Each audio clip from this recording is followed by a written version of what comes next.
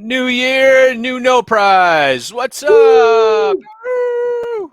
All right. Hey, I'm the professor. That's Johnny. That's Lucas. And we're here in 2024 and we're talking Marvel comics and Disney Plus. And we got some news on I guess Johnny wants to share an image from Madam Web. Let's look at that. What in the heck? Ta-da! Who's all these? What the? Now, so I was just saying, we were looking at that picture. I'm like, okay, so that's Julia Carpenter's Spider-Man woman costume, but that's not Julia, right? Because Julia is Madam Web, right? So who the heck is that? Who is this? Is this Jessica Drew? If this was across the Spider-Verse, that would be Jessica Drew, but is that really Jessica Drew? Because that looks like a Spider-Man 2099 costume, doesn't it? It does. And is that supposed to be Silk? Yes, I don't so. know. We saw the trailer. Yeah, we saw the trailer a few weeks ago, and the bad guy is Ezekiel, right? Who is from Straczynski's run on Spider-Man, but his powers were Morlun, which was also from Straczynski's run on Spider-Man.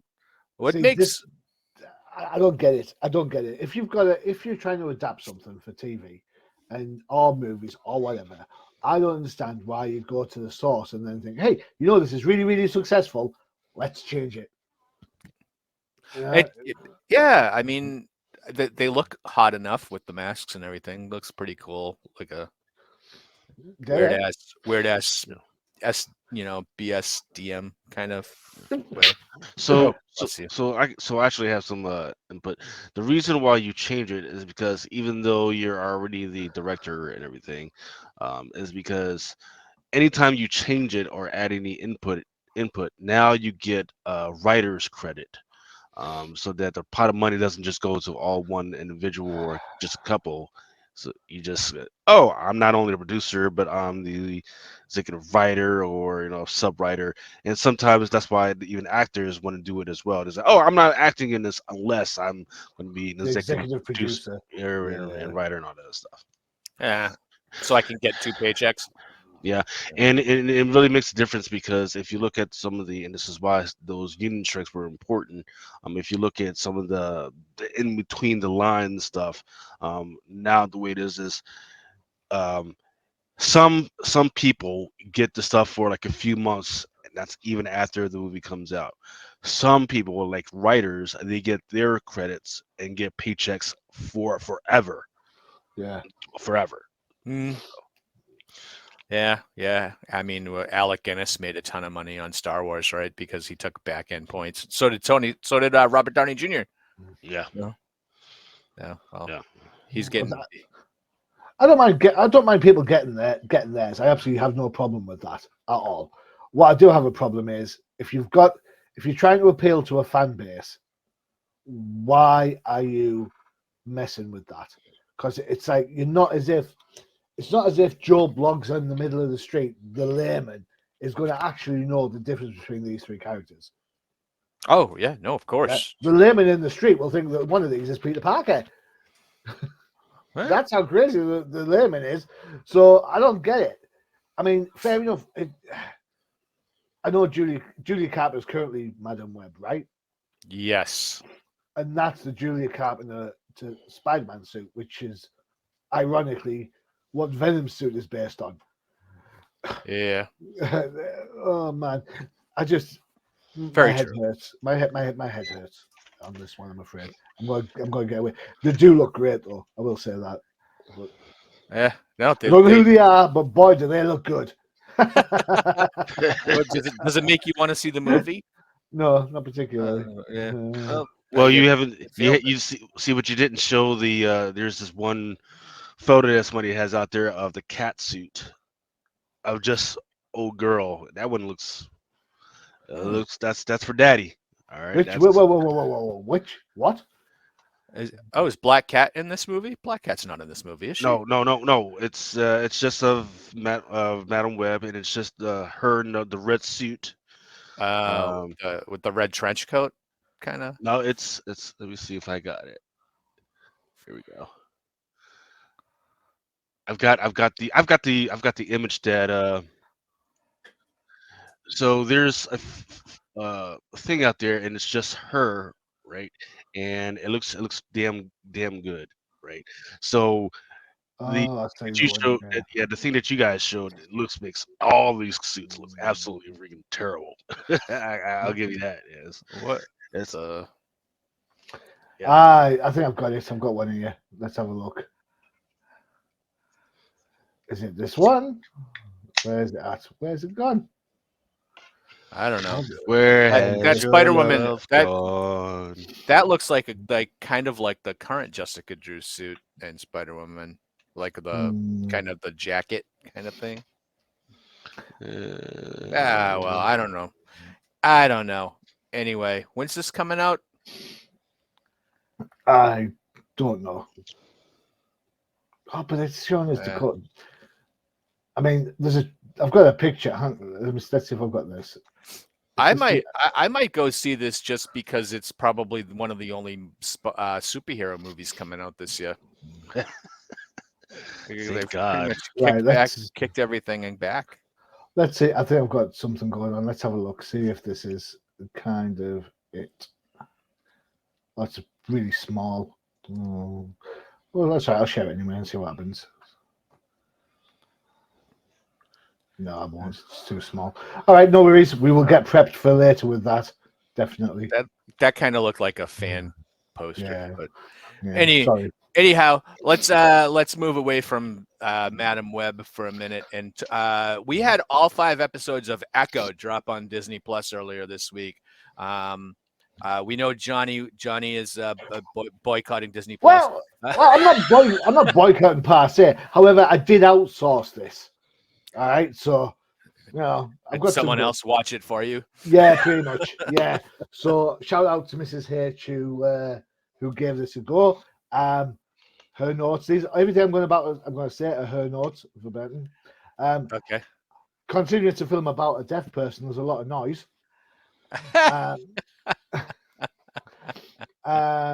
It's predictable. You know when and where the bad guys are going to appear. It all stands out a mile. Doesn't understand the subplot. So her father gets killed. She gets taken in by the Kingpin. Yes. Says to Kingpin, "Whoever kills my father, I will kill them." And then she finds out it's the Kingpin, and then just shoots him in the eye instead of killing him. It's lazy writing. Well, she fights. These are her notes, not mine. She fights Daredevil, and we all know how good Daredevil can be. But he legs it. He gives up and runs away. And then when did Hawkeye learn sign language? And then that's what she's written. It's just shoddy. So that's a recap of the first episode, which actually was a recap of the Hawkeye series. So, with the exception of the Daredevil showing up, the Hawkeye's appearance, that was all from the Hawkeye show. The Kingpin scenes in that first episode, mostly from the Hawkeye show, and then the rest of the show was see. Here's the thing: is I don't want to say it was terrible, because there were some moments in that show that were okay. Now this is the first show that's done under the Marvel Spotlight banner, which has been told that these Marvel Spotlight shows were going to be more of a focus on the street level, more character driven, rather than the big, huge MCU type stuff. These are supposed to be more personal stories told in the MCU setting. So Daredevil's going to be under the Marvel Spotlight banner. And this gives I guess gives Disney Plus more of a license to tell more adult stories, have more there was more blood and gore in this movie than in Disney Plus. And I called it a movie, even though it's a 5-episode series. It was about 2.5 hours long. You could have watched it all in one sitting, but I'm gonna go with my my gut. I wanted to like this show. I couldn't. This show prevented inherently me from liking the show. I've told you I don't really like shows that have subtitles if I have to read along with them. And this forces you to do it. Not only that, is every scene, almost every scene in the show has someone doing sign language on the other side, and when they do that scene, it slows the scene down because they're signing and speaking very slowly, and it takes you out of just about everything. And on the flip side, not only do you have to watch them sign the scene, they have to subtitle it, and so you have to read it. So initially that took me out of the show, and it's not like something that you kind of forget going forward. It's disruptive every single time it's in there. So that was terrible. Kingpin, okay. And here's the thing where it makes me kind of angry that the only strong male characters in this show were the evil people. so so that made me angry too. But it was also the evil white Kingpin was the only one in the entire show that didn't know how to sign. So it was like, okay, so they kind of did that. It made me it kind of made me mad. And the Kingpin was the only, I think, strong actor uh, that we've seen before. Everybody else is new. The biggest travesty, and Lucas, I know you saw every episode except for the final episode, but when they finally get around to Echo having her powers, do you guys know what Echo's powers are in Is the comic? is it to reverberate a voice in big, large, cavernous areas like a canyon or something? No. Ah, So Echo's power in the comic books, she's Taskmaster pretty much. She can imitate fighting styles, and oh, she wait, wait, can wait, do, wait! yeah. It's Cassandra Cain. She's Cassandra Cain. basically she can instantly copy and mimic fighting styles, and basically be better at them than you, So right? Cassandra Cain, when she was introduced as a Batgirl, she couldn't speak like English or she couldn't speak languages, and as such, her language was body movement. So she would use that ability, not a power ability, and become the absolutely badass martial artist. And then they Yeah. did this really fun story where she started learning English, and that detracted from her fighting ability because it was so it's Cassandra Cain. Oh, okay. So here they totally this revamps Echo. So this is really not the Echo we know from the comic books. Echo, they dig deep into the Choctaw tribes Yes. legends, which you see from minute 1 of episode 1.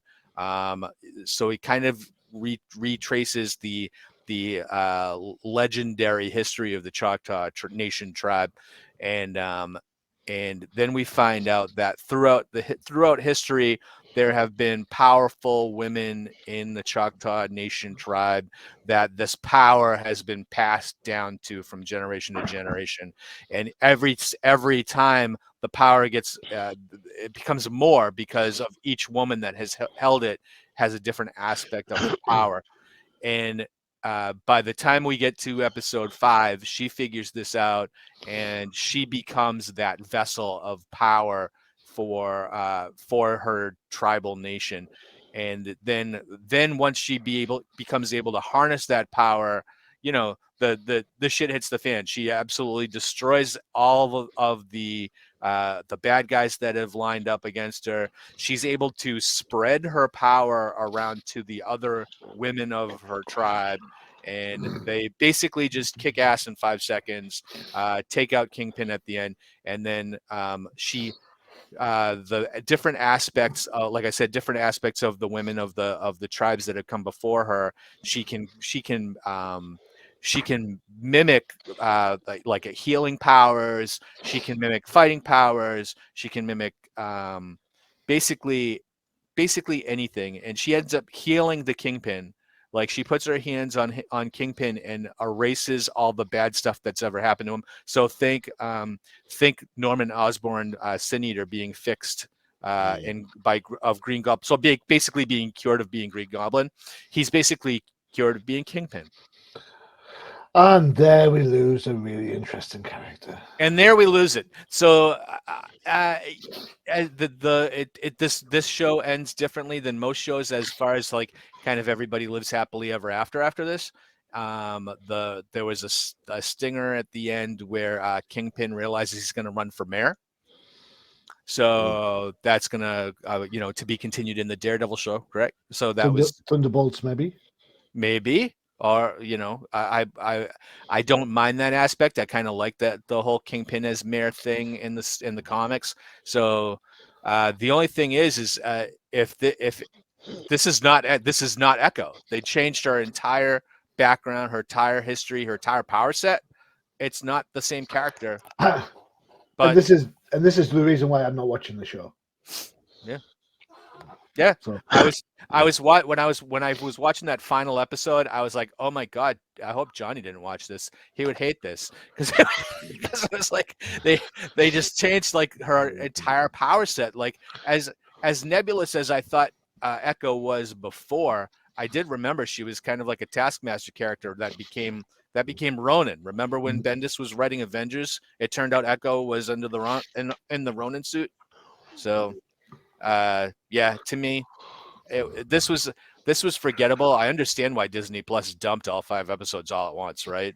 Because I just think that they were like, let's just get it out there. It is terrible. Yeah. Yeah. So Lucas, you've seen all of them except for the last episode. What did you think? So I absolutely loved the Choctaw Nation stuff, right?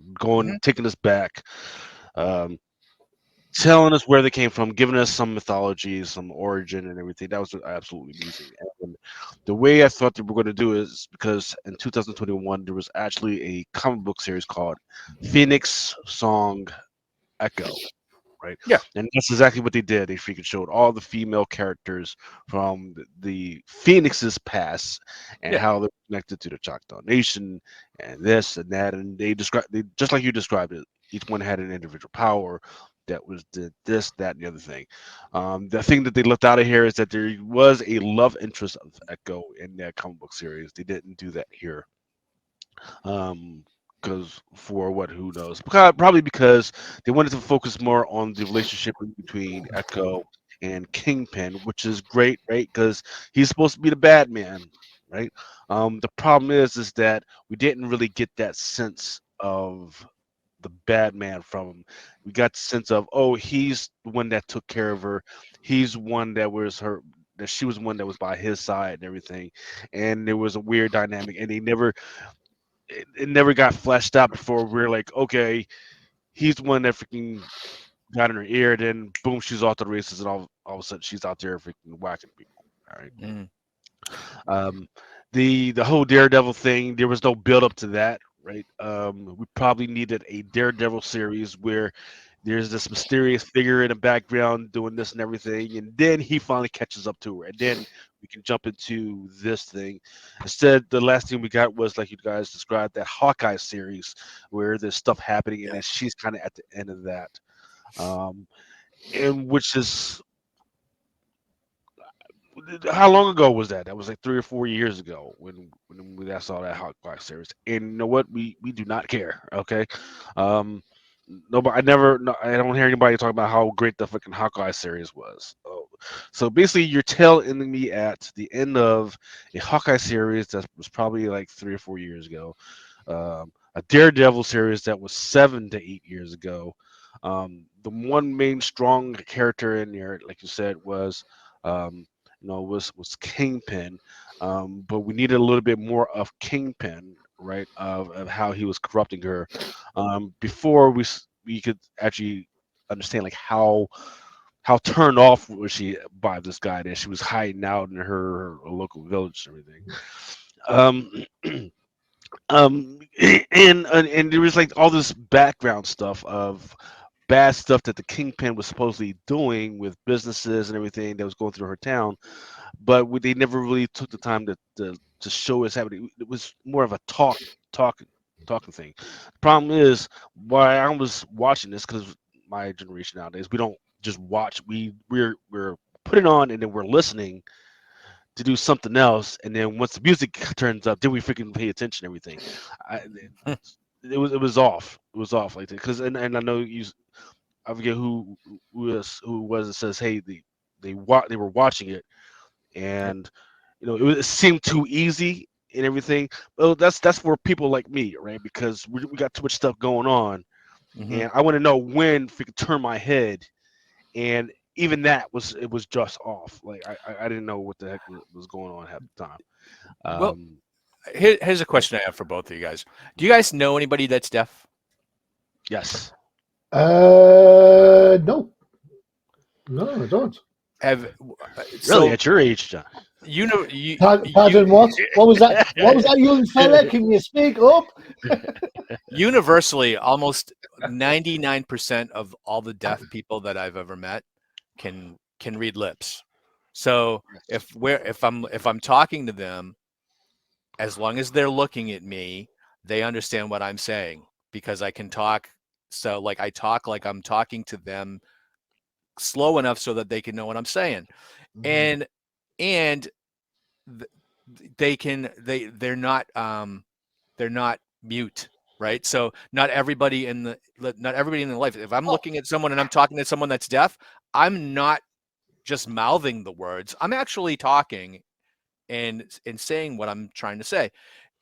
And universally in this show, every single episode, when they have the scene, any scene that Echo is in, the other character that's speaking and signing at the same time is also whispering their lines so you can barely hear them, instead of enunciating loud enough for actually the audience to hear the lines. and Mm, and we know that Echo can talk. She's not mute, because even when she's talking and she's mouthing the words, she's whispering. You can hear her whisper.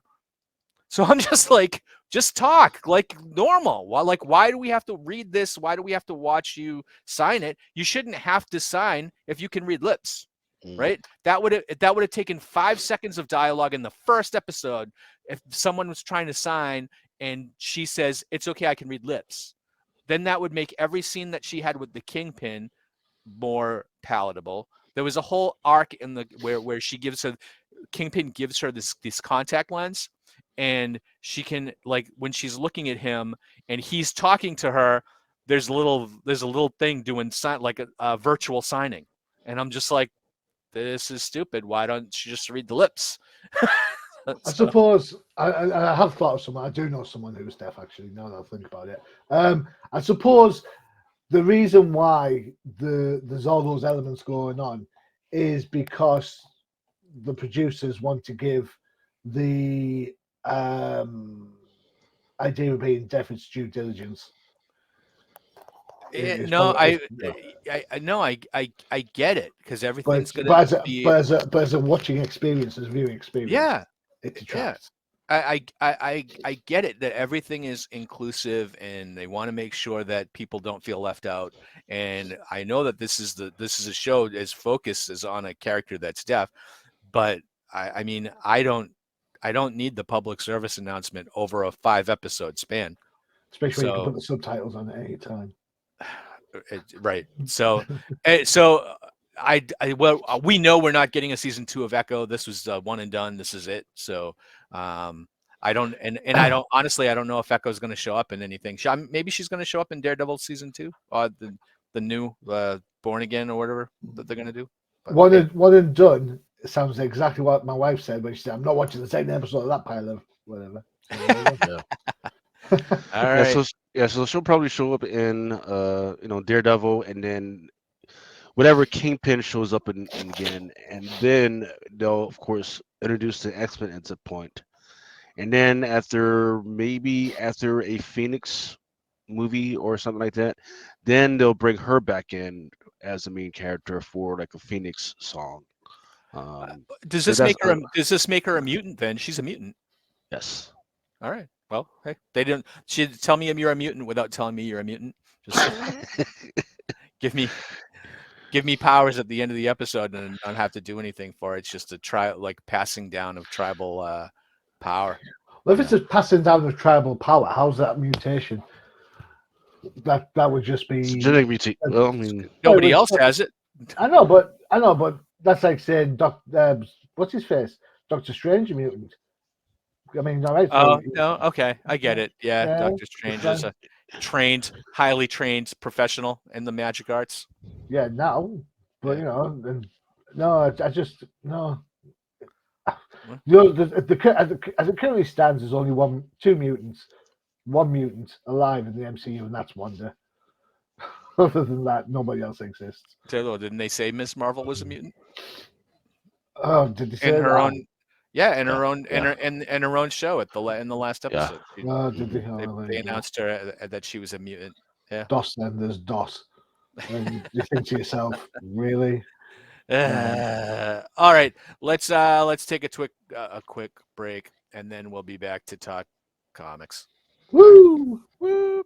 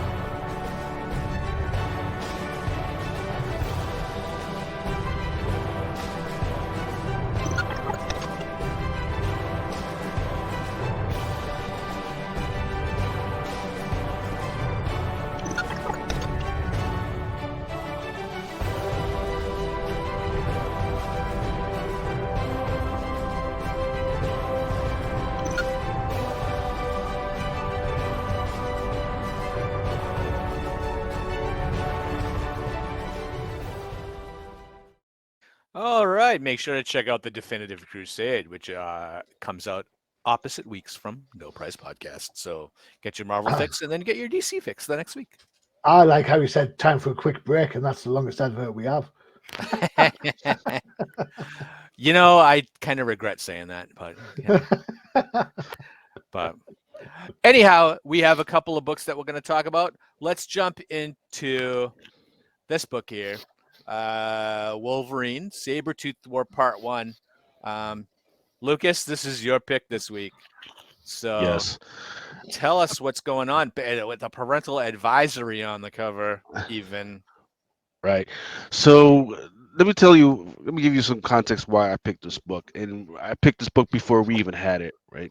It was because as a retailer, and I have access to the retailer database, so was looking through the covers to prepare for another show, and on some of the covers they put my account number right there on the cover. And the reason why they do that usually is because they don't want you to share a particular image, right? Because if you share that image, it'll just give the whole storyline away. That was not on just one or two. That was on actually it was on two different covers, like 1 100 and 1 200. And I was like, oh, that's weird. Something is definitely freaking happening with this. So I was asking Al, I was like, hey man, as soon as you get those those review books, you gotta freaking give it to us so we can freaking figure out what the heck is going on. And sure enough, it did not disappoint. Nothing. I don't think anything like absolutely freaking earth shattering, but as it turned out that it was really good. So for this Wolverine 41, the writer, I got to give a shout out to Ben Percy and Victor Laval. Art was done by Corey Smith and Jeff Shaw. The cover art for this one right here, excuse me, is Lionel Yu. And let's see, who else we have got there? Shaw, Corey Smith, pencilers. Um, Orrin Jr. as an inker, Alex Sinclair color art, and VC Scory Petit as the letterer. And I do, let's see, do we have any executives that we want to get a shout out to? We can get a shout out to Mark Basso because they could have said, hey, no, we don't do that here at Marvel, but here they actually did. So for the context of what the story is actually about, so there is a thing between Sabretooth and Wolverine that every time it is Wolverine's birthday, Sabretooth, he feels like he is compelled to make sure that he absolutely messes that thing up for us. So Sabretooth hunts Wolverine down and knocks the ever living piss out of him, right? But this story was a little different where he doesn't come to just beat him up. He comes to bring him pain and absolutely freaking trauma. So Sabretooth, the reason why he survived that whole Krakoa ring downturn was because he was actually put in like a hell demon type thing in Krakoa. Because before they even got started, he freaking ran off and freaking killed a human. It's called the Pit. The pit, yes. So while all that stuff was going down, he was in the pit, freaking plotting his revenge. He eventually escapes, but he was just plotting. So he gets this group together of weird type Wolverines and all these other characters and all these weird type Sabretooths. And he gets them together and he's like, all right, we got to train. We're gonna freaking train. We're gonna do nothing but train. And once we're ready, we're gonna freaking overturn Krakoa, right? And we're gonna freaking rip that motherfucker the shreds. So finally, they get ready. He shows up. Krakoa is already freaking in pieces. He's really pissed off because once again, this is Wolverine's birthday, and he knows that he just wants to freaking kill him. So he hunts down these different segments of Wolverine's family, and he's just freaking swacking them, killing them, shredding them to piece. And it's not. And the thing that has always got me off, got me pissed off about Sabretooth is, yeah, they put him as a violent character in all these freaking comic books, but you don't really see the extent of the violence um, in those books. Here, you absolutely freaking do, because he doesn't just freaking kill somebody. He freaking then takes the pieces of that person's body, and then he gets the gnawing and the chewing and freaking slicing up the body parts and pulling out the body parts and writing their name in the freaking snow with the stuff. This is the Sabretooth that I've been waiting for a very long time, especially with the palette of readers now. This was that book, and I know for a fact that readers this week really appreciated that book. Um, one of the because this was probably the number one book for this book. For this cover right here was the Clayton Crane. This was a cover B or C, a regular open order qualifier. It sold out absolutely quickly. Every friend I know that said that they had copies says, "Hey, this freaking book sold out for me," and they keep selling it. Even some of the other one covers that aren't even that good, they're freaking selling out on these. Right? There's a Pause it too long. 100. Yeah, there's a 1-100 and there's a 1-200 that are selling out on this one. Even this book, this crazy ass book that has nothing to do with Wolverine, it's called Killer Care Bears. That has owns the same art, just a little weird character on there. That one is actually doing pretty good because freaking people love what's going on inside this book. So a great start for Wolverine for the Wolverine book in 2020 2024. But maybe you guys had a different opinion. So what did you guys think? Johnny. What did I think? Let me find my notes. I like the idea of Sabretooth being sort of like, doing stuff on Logan's birthday to like, show he's like he's the daddy and all that. But I've read X-Men Annual Number 11, which is also Logan's birthday, and Sabretooth doesn't turn up in that at all. So that's just post continuity BS. Something else I was going to say about the whole thing. Oh yeah, that's it. All right, so you guys know I like DC books, right? And it seems to me that every time I pick up a Batman book from the Batman series, we're talking about multiversal Batman, whether it's multiversal Bruce Waynes or multiversal Jokers or multiversal Zenoras, or even in Outsiders, there's a whole bunch of multiversal Batman. I've just watched Justice League Crisis on Infinite Earths Part 1, where there's a multiverse of characters. Multiverse of Sabretooths? Come on. Try something new. Surely to God, the scary thing about Sabretooth is that he's the only one. That he is the person that causes all the crap. Not an army of him. An army of him is just no. Because then where's it stop? We know where it's going to stop in a couple of months. Now we've got an army of Sabretooths.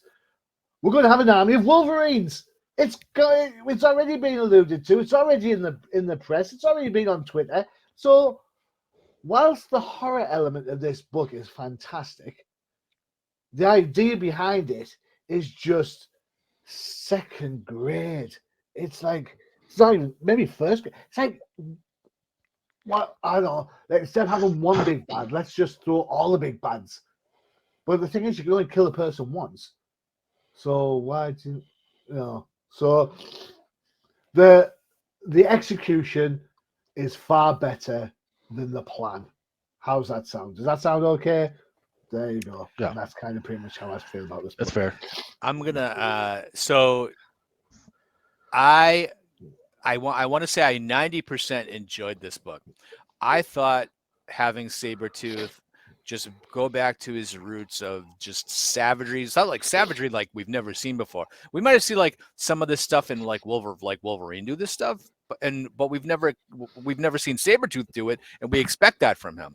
But having him like, I mean, in the first couple of pages, like ripping some like I guess an alternate universe Cyclops and just basically ripping his face off, which was shocking. That was the shocking moment. Like right when I read this, I was like, this is going to be some kind of a weird ass book. And then, of course, the final page that Lucas was talking about with the happy birthday spelled out in body parts of Wolverine's son, no less. And was super shocking. The only real, I guess, but other than what Johnny said with, of course, the Council of Cross Time Sabretooths, I thought was pretty friggin' silly. The only thing that really, really took me out of the book, and maybe I'm just being picky, but there you cannot convince me that in any multiversal billions and billions of Sabretooths across the universe, you cannot convince me that one of them is smart enough to operate a spaceship. So that is what took me out of the entire book. I was like, there's not one of these Sabretooths should be in space, operating a spaceship. He's not smart enough. He's savage, and that's his whole part of his brain is designed to kill people, not designed to learn how to navigate a spaceship. So what we're saying, he drives automatic. Is that what you're saying? I You can't drive stick.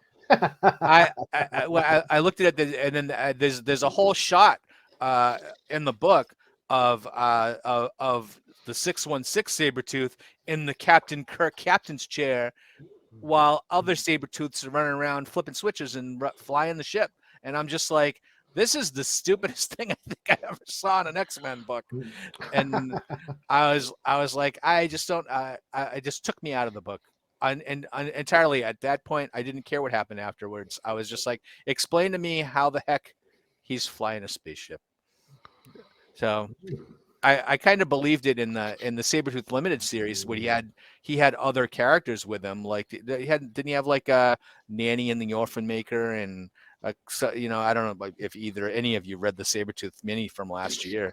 That was Nope. more that was a bit different, but this is just was just strange. If they had one Sabretooth in this book, it would be much better book, don't you Ah, think?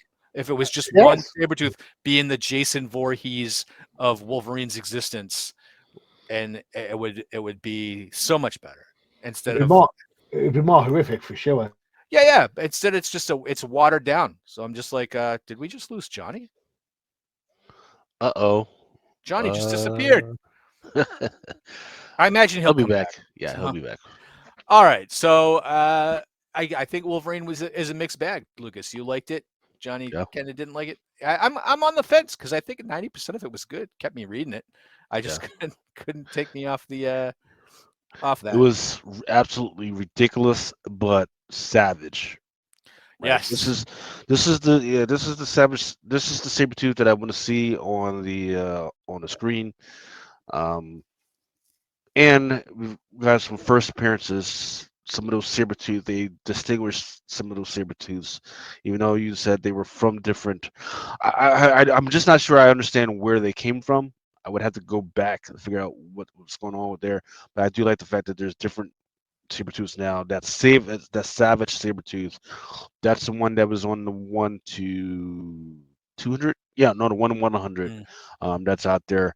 But this cover right here is definitely the winner right here. right. All right, let's move away from Wolverine and we'll get to our. We're actually talking 2 mutant books this week. Who knew? We don't usually spend a lot of time on the X-Men, but getting into the second book, we're talking about Rise of the Powers of X. Welcome back, Johnny. Sorry, I glitched. I have no idea what happened there. I was Yeah, like, no, it's fine. It's welcome because I back. dissed Sabretooth. That's what happened. That's fine. Well, so we're going to jump into Rise of the Powers of X, #1. And let's see, guilty parties. We have the writer is Kieran Gillen, R.B. Silva on art, David Creel on colors, VC's Clayton Cowles as letters, and apparently there's a design. There's a credit for design. Tom Muller and Jay Bowen. Blame the editors if you don't like it. Lauren Amaro, Jordan D. White, and of course C.B. Cebulski. Now, kind of, I'm just going to give you the 1,000-foot view of this book because there's so much going on. Really, this is a book that's set 10 years in the future in one of Moira's 10 lives. I believe this is probably the 9th one. I think that they said it was.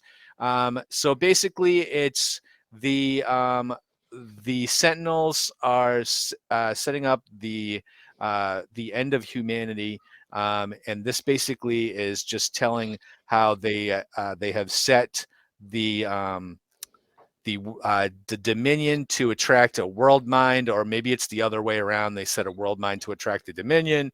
I can't keep the names straight, but anyway, throughout this course of this book, yes, that happens. They attracted the world mind, and we find out that the Mr. Sinister is actually a Dominion, or has grown into a Dominion, and he actually absorbs the world mind and blinks everything out of existence. And that's basically this issue in a nutshell. The X-Men that are in this book are throwaway characters that get destroyed at the end. And then we Spoilers. find out, spoiler alert, everybody in this book dies. And at the end, we jump into the last few pages of the final reality here, where Professor X realizes that in order to fix this, we need to kill Moira. We need to go back in time and kill her as she's before her powers manifest. So basically, it's the whole argument that if you could go back in time and kill Hitler as a baby in his crib, would you? So that's basically what this storyline is boiling down to.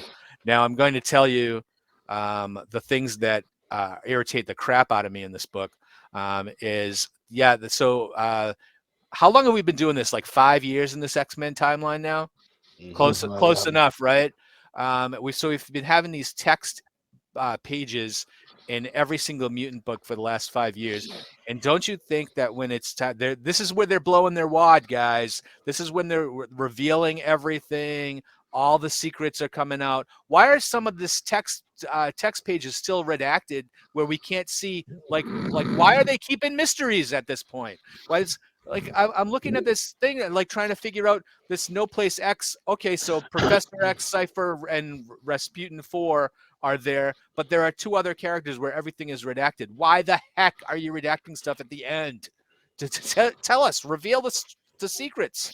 I don't care anymore. This story's been going on for 5 friggin' years, and you have to actually remember the stuff that came at the beginning of Hickman's run 5 years ago with Dominions and World Minds and Sentinels and Nimrods and other reality mutants in order to figure out what the heck is going on. I thought Moira's storyline wrapped up a couple of years ago, and now it's back where now we got to fix this the timeline so that we can reboot by summertime and have new X-Men stories. This is where I think, as much as I love continuity, I think that there's so much that's bogging this story down that it totally took me out of the enjoyment. I looked at when the reason I picked this book was because it felt like a reading assignment for school.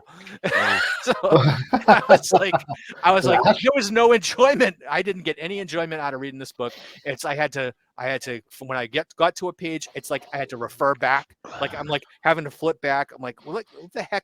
Which character is this? This is Sync. It looks like Professor X. Why is he ravaged? Why is his body ravaged? Why is he in a wheelchair? Because of his powers. That's all they explain. His powers have ravaged him. I'm like, how? And what's Iron Man doing in here? Yeah. Why is he an X-Man? I'm like, it's not even Iron Man. It's his suit. It's an AI. I'm like, okay. Well, I mean, at some point they do establish that Tony Stark was an mutant at some point. Yeah. Really? But then, yeah, they do. Yeah, they did. But then but then they got it weird with it, and they decided to retcon that, and they decided to say, "Oh no, he has powers because he's an alien," and nobody read it. So they're like, "Oh no, now he's got powers because his dad made a deal with the devil." I was like, is he still? But they don't know what to do. Is he on the X-Men because of marriage? Because he married Emma Frost? That makes him an X-Men through association? So if they get divorced, will he then be an X-Man? Yeah. Yes. Yes, he would. This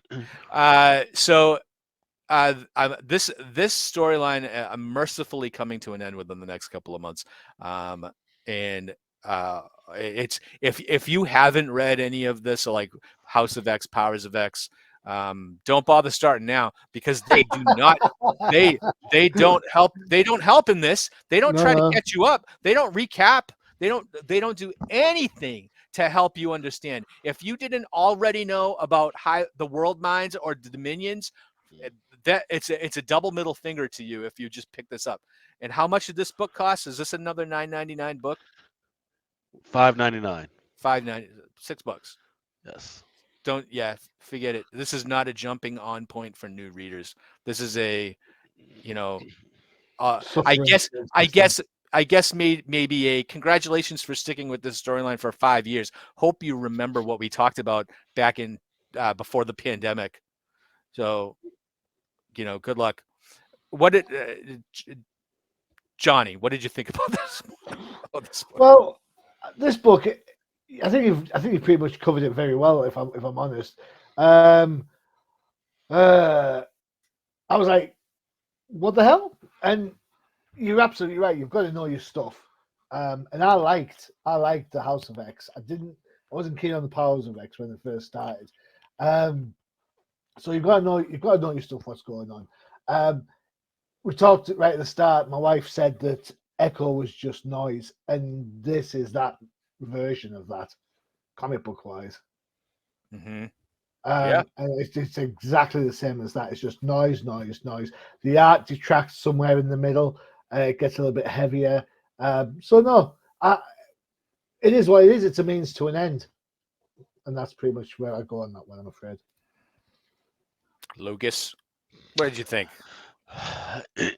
So yeah, it's tough, right? Because like you said, you gotta know your stuff. I thank you for pointing out the fact that the purpose of what was going on was the world mind was trying to attract the Dominion.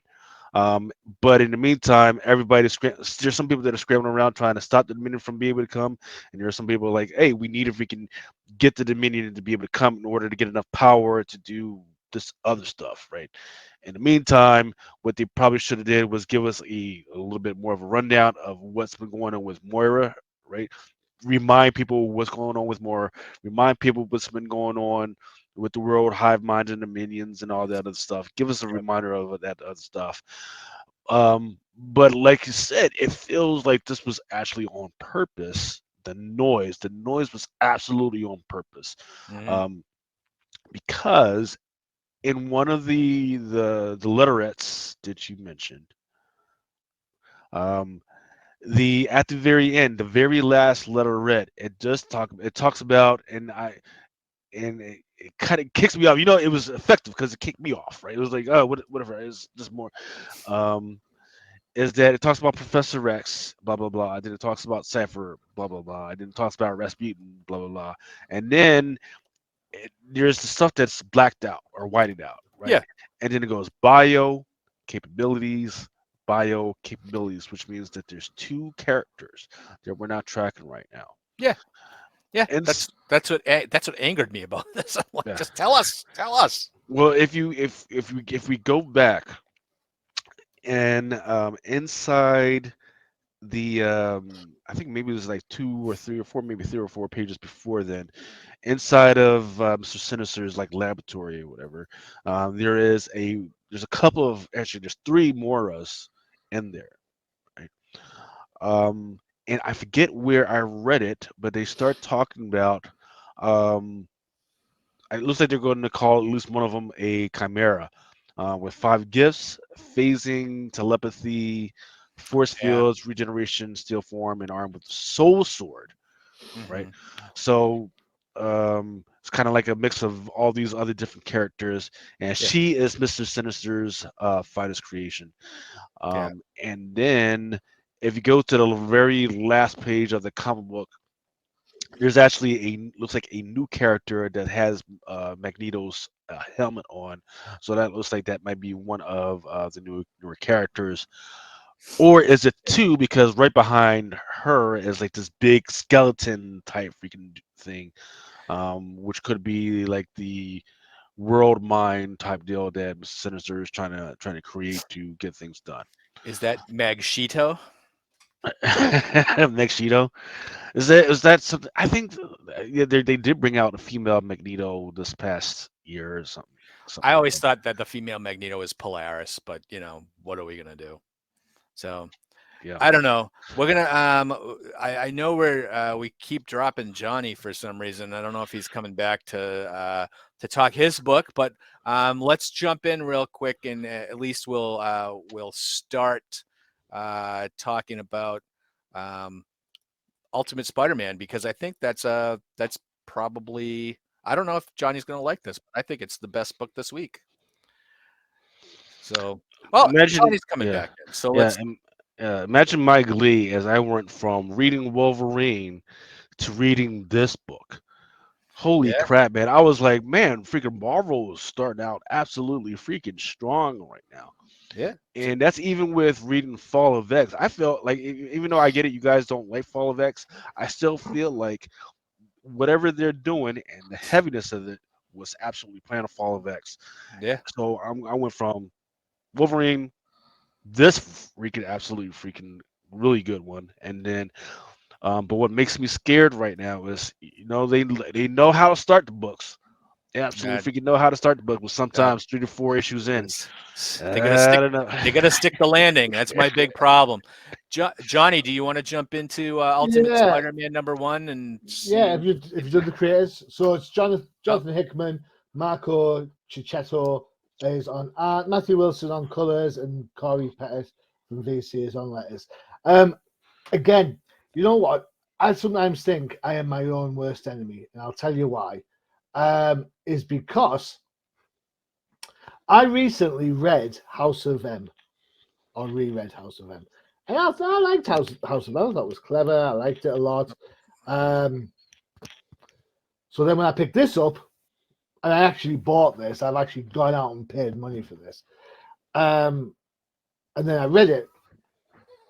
I was like, haven't I read this before? Isn't this just multiversal stuff again?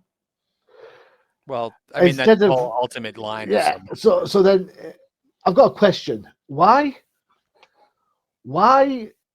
do an Ultimate Spider-Man book that is so different from the Amazing Spider-Man book, which everyone is absolutely hating in the first instance? Why not just fix Amazing Spider-Man? That's my question.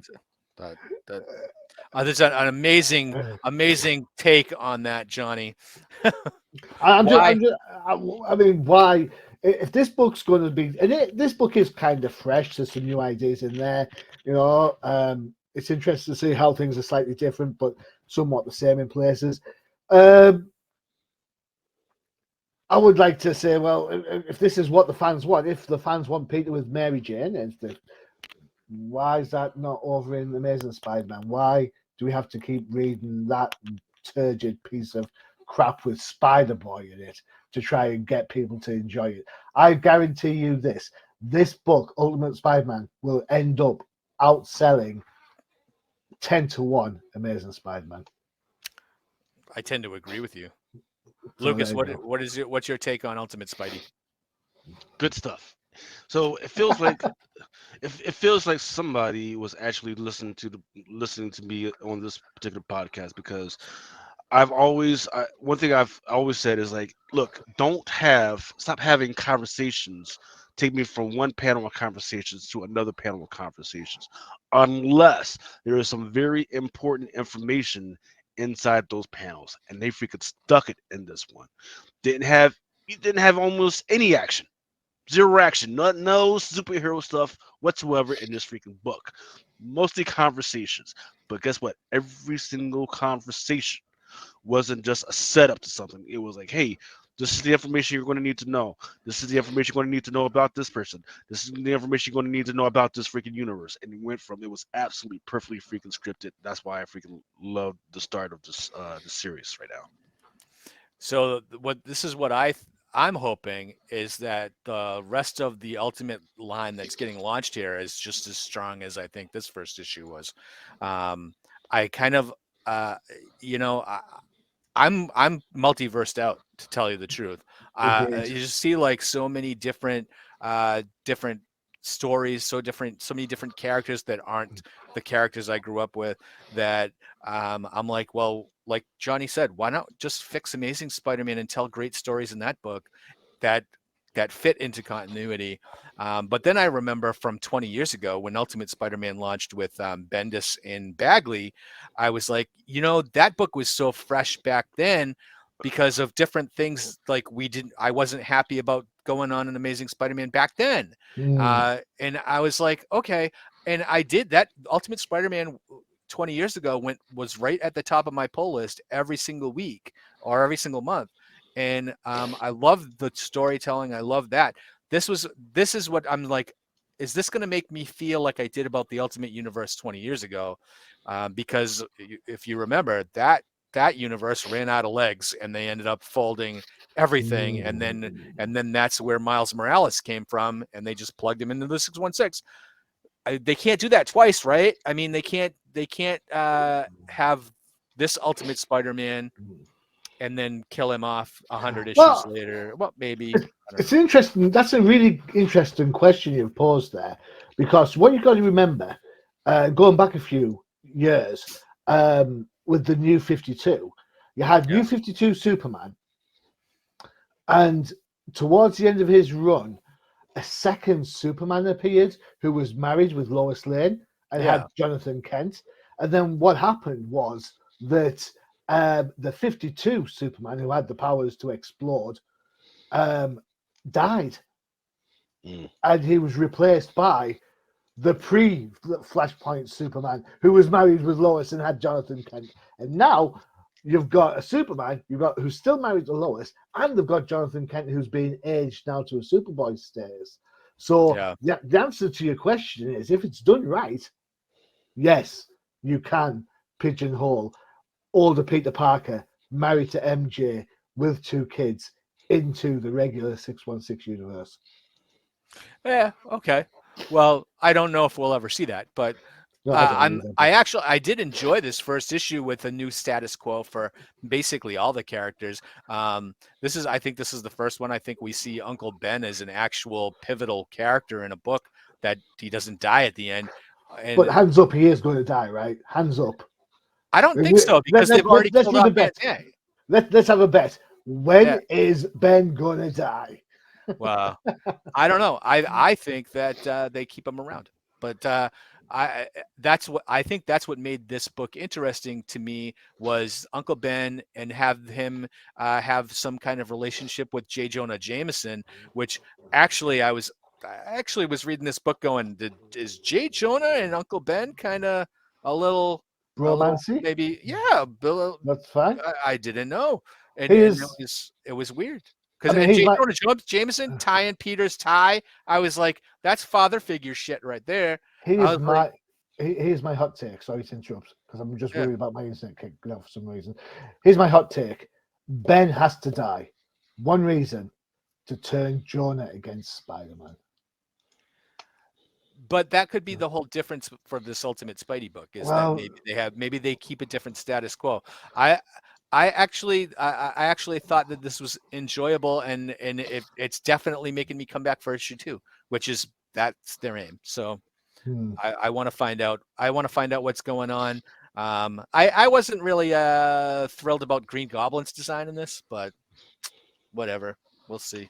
We'll see what happens. All right. So I think Ultimate Spidey's the winner of the week, to tell you the truth. Really? I Well, think so. I think so. Interested to see what's coming with Ultimate Black Panther, though. I don't think maybe it hits a double, and I think this one was a triple. So right. um, what do you think? Do we have time for a 2-minute warning, or are we out of time? What do you think? A couple minutes? Yeah, let's do it. Let's do it. He wasn't here last time. All Let's right, do all it. right. Let's go. All All right, right. here we go. Here we go. Here are Woo! the books Talk on quick. FOC this week. Make sure you get your orders into your local comic book shop by the 12th. Here we go with Disney Villains, Cruella de Vil. I know this is not Marvel, Howard. This is a Disney Power One. People do freaking like this one and what they have been doing with Cruella de Vil. Nobody's actually opened the book to see whether it's actually worth reading or not. But Isn't hey, I looked at it for Comic Crusaders last week. Avoid like the plague. for some reason, Marvel is still doing these Disney 100s, and this is the 101st year of Disney. Yet they're still doing this, but we'll see if people still will buy this. Black Panther has a torn Clark freaking cover. Good stuff. There's Basil on the freaking cover. Another great cover. It's not bad. So I'm not sure who this character is, whether it's Shuri or Besa, or Visa, but we'll see. Now this one was a little gay ambiguous because you got Miles Morales crawling down a dark type hallway, and right behind him, and I'm talking about A to B, is Spider Boy with eight there's 8 freaking things coming out of him, and looks with the mouth and everything is kind of creepy and everything. So you got my attention, Marvel, on this one. I will be reading this one, absolutely. Spider Gwen Smash, a nice one turned in by David Nakayama. Blade, a nice one by Lobos Villalobos. Is Or that excuse like me, Pablo Villalobos. that's a Wesley Snipes homage cover? Yes. And then the final one that I'm going to bring up via for FOC is this nice David Finch. There is a regular cover for this one. There's a qualifier, but there is also going to be a 1/100. Regular price is $4.99, so this is going to be quite a pricey incentive when it comes out. As far as stuff that's going to be released this coming Wednesday, Catwolf and the Howling Commandos. People have been liking this freaking cover right here. And actually, we bring this over. This cable number one. There's a 1/51 by Don Romita. People have been saying they love it because it's reminiscent of the old '90s. He's got pouches, y'all. Pouches. Even his pouches have pouches. And then he's got guns. He's got big guns. And if you look really closely, his guns have guns. This is one of those old freaking crazy freaking '90s freaking joints. And then let's see if I can bring up one of the other ones. Last one. Where is it? Where is it? A lot of crazy stuff coming out this week. I forgot. I lost it. Yeah. But yeah, let's we can I guess we can go ahead. Oh, there's a Avengers. That's what it was. It was the Avengers. There we go. Avengers Twilight #1. This one is a little different because instead of like a 1/25 or a 1/50, this one is actually a 1/60 by Simone Bianchi. So there might be something going on with them. It does talk about Well, 1/60 because it's the 60th anniversary of the Avengers. So yeah, that's no reason to gouge the freaking retailers. You know, Yeah. you know. But there it is. So that is the last one that I think we should probably freaking talk about, and Yeah. we'll just see where the chips fall. But yeah, I'm so happy to be with you back with you guys in 2024, man. Woo! I see good stuff coming. More podcasts, absolutely freaking good, great podcasts coming, and we got new shows. More people trying to join the podcast team. We're Comic Crusaders. Nice. So yeah, so we'll see what's up. All right. Well, that's going to do it. This is our first show of 2024. And we're back with I can't believe this is my 8th year doing No Prize Podcast. 8 years. Wow. Oh, man. 8 years. That's a long time. That's a lot of comics to get. I don't know. It's a lot of, pretty soon we're gonna have to change this comic podcast name to Old Timers. I don't know. Whoa, that's already taken. Get your thieving Marvel hands off of my podcast, man.